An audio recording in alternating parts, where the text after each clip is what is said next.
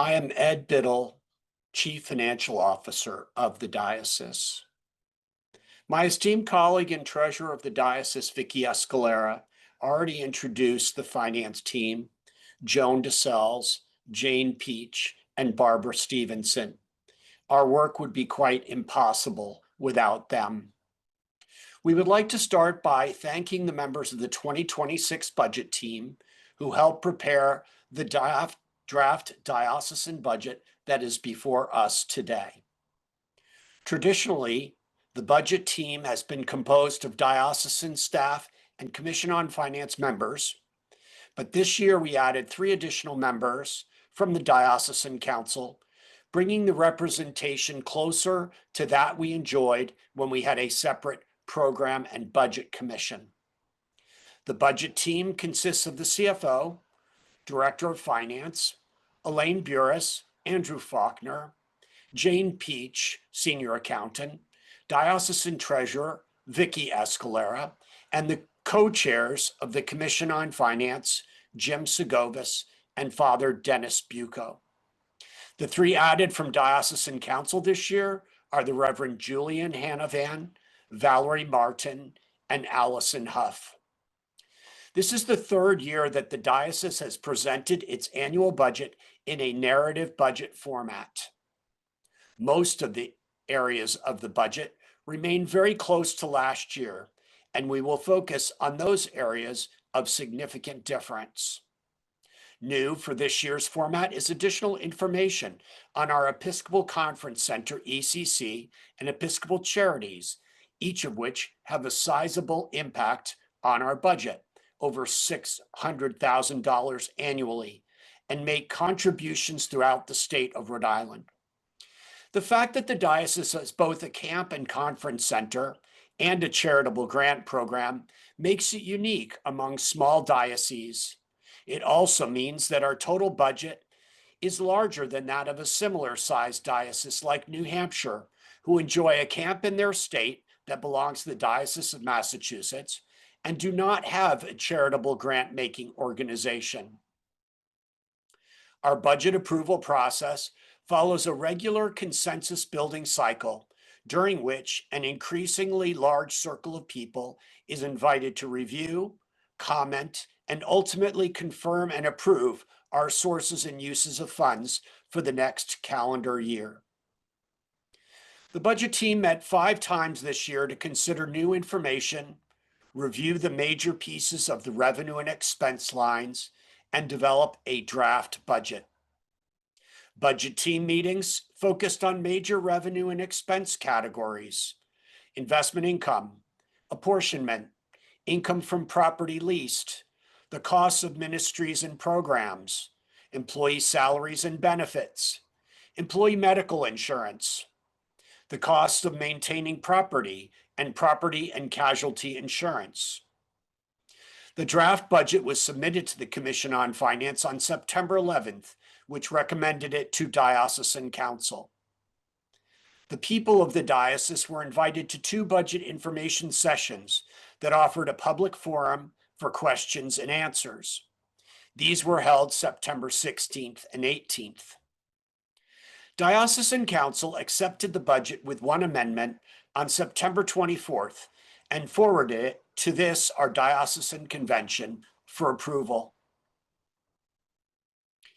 Here in the Diocese of Rhode Island, we are blessed with resources from both diocesan funds and congregational support that make it possible for us to invest in life-saving, life-changing diocesan ministries, including a vibrant camp and conference center, college and young adult ministry, ministries to underserved communities such as Hispanic ministries and Church Beyond the Walls, responses to climate change, and ministry to unhoused people.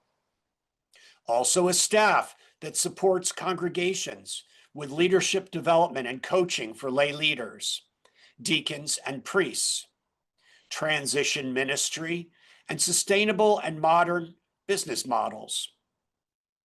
Also, providing grants from Episcopal Charities and from diocesan grants and loan programs that support the outreach partners of our churches, help congregations explore new ministries, and protect and improve buildings.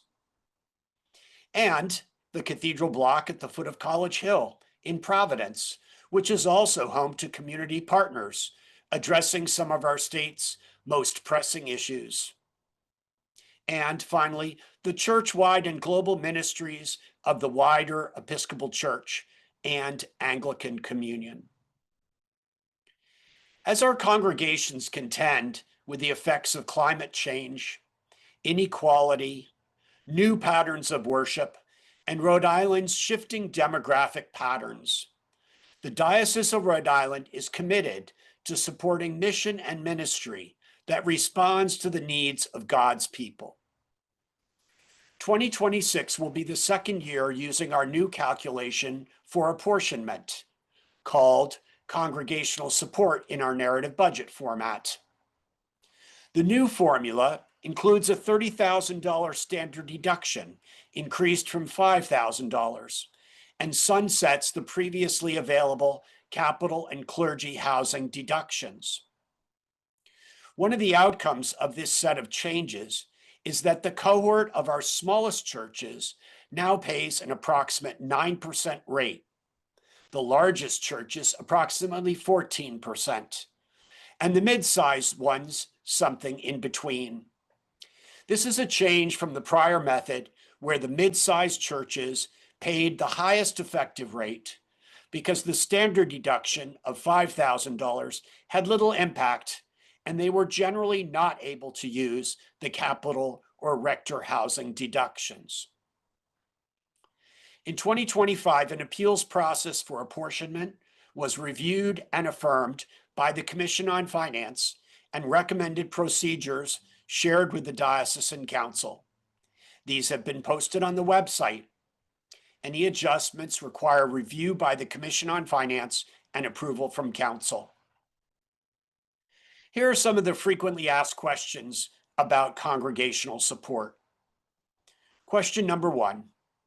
How many churches experienced a decline in dollar terms for 2025 congregational support versus 2024, and how many saw an increase? 38 churches saw a decrease, and 11 saw an increase. In the examples where the dollar amount increased, it was primarily due to organic growth in revenue.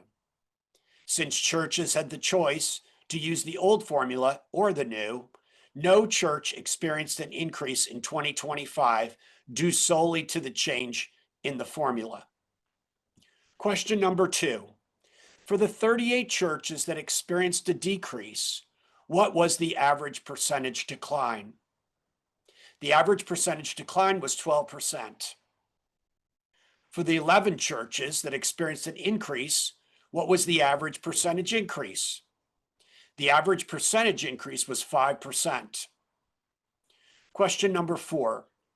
How many churches chose to use the capital deduction available for 1 year only, the lower of the old versus new formula?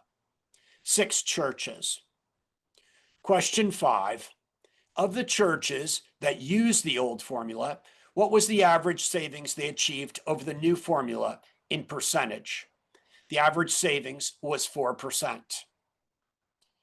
In the 2 tables that follow, we will focus on any significant changes in revenue and expenses for 2026 compared to budget 2025. Revenues.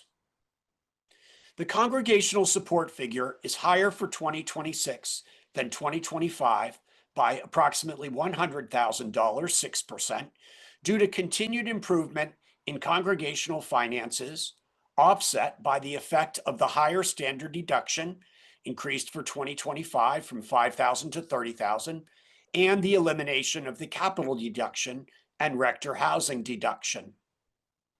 Investment income.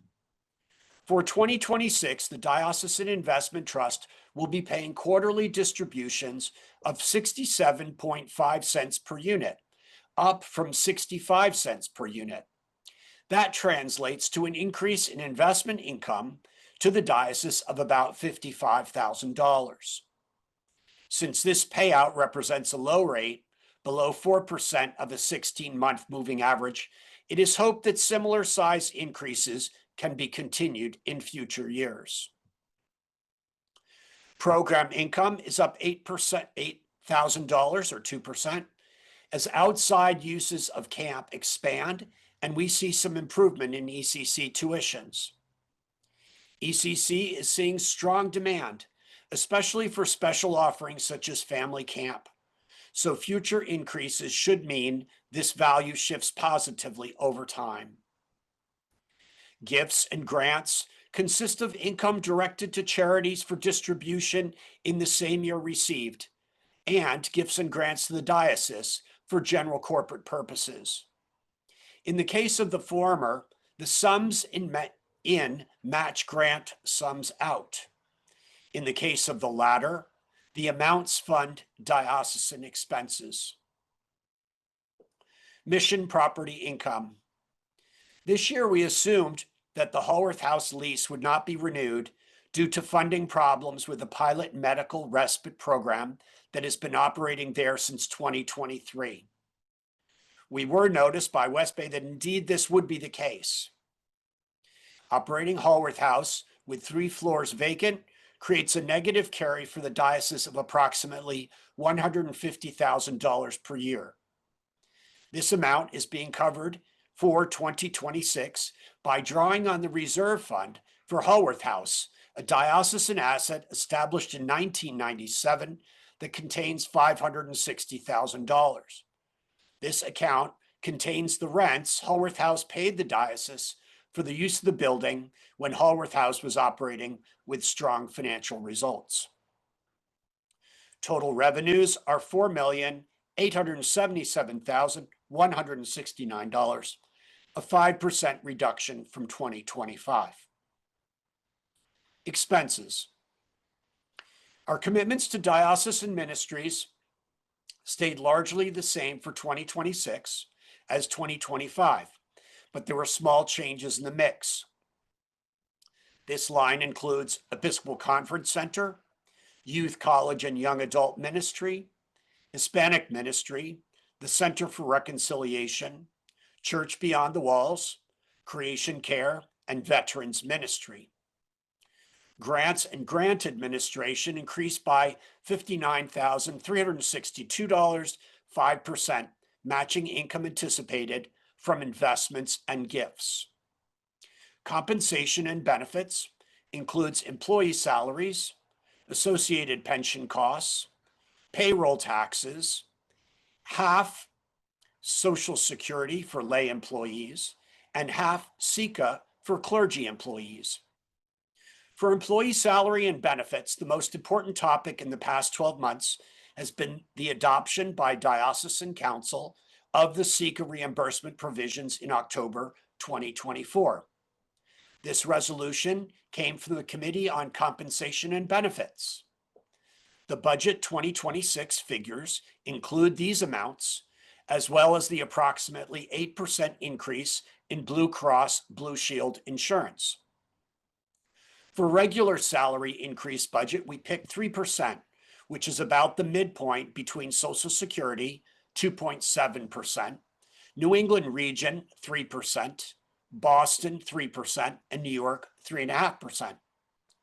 Some of the increase in this budget line is offset by the lower cost in the diocesan program administrative expense line because we replaced a consulting line with a salaried employee line. Governance is higher by $45,000 or 14% due to increased convention cost, now assumed to be in person, a $10,000 pledge for support of the Rhode Island Council of Churches, and higher assessment to the Episcopal Church. Diocesan program and admin is lower by $194,000, due primarily to a consulting line that has been eliminated due to staffing changes discussed previously, and the elimination of a $70,000 placeholder budget for communications not used in 2025 and other. The cost of mission properties falls due to the fact that Hallworth House will not be occupied. Total expenses are $4,877,169, a 5% reduction from 2025.